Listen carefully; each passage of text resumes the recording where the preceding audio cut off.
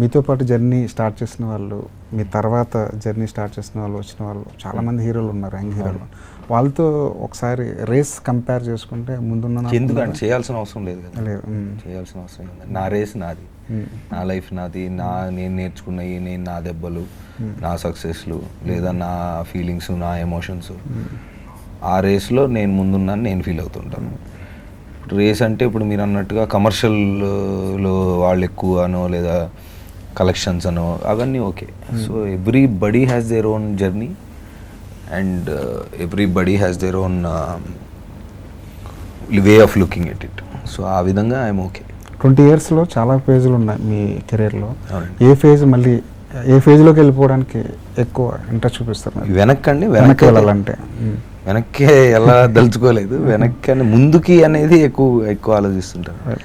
So next ఇంకేం చేయొచ్చు, లేదా ఇప్పుడు మనం గ్యాదర్ చేసుకున్న ఇన్ఫర్మేషన్ ఆర్ గ్యాదర్ చేసుకున్న తెలుసుకున్న నిజాలు పట్టుకొని ముందుకు ఎలాగ వెళ్ళాలనే ఆలోచన అయితే ఉందండి.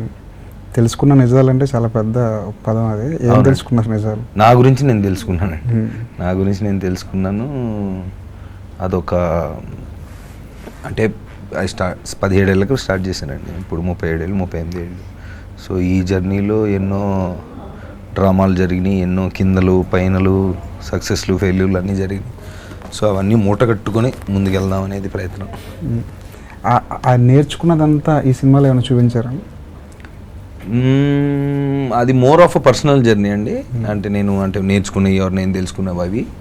ఇది కాంటెంట్ వైజ్లో, సినిమా వైజ్లో క్యారెక్టర్ కానీ ఆ పాయింట్ మనం తీసుకున్న ప్రేమ గురించి ఏదో చెప్పాలన్న ప్రయత్నం మా డైరెక్టర్ చేసినవి, ఆ ఇంటెన్సిటీ ఆఫ్ ద రోల్ అవన్నీ డిఫరెంట్గా ఉంటాయి. అంటే ఇప్పుడు దాకా నేను చేసిన వాటికంటే నేను చేసిన వాటిల్లో బెటర్గా ఉంటుంది.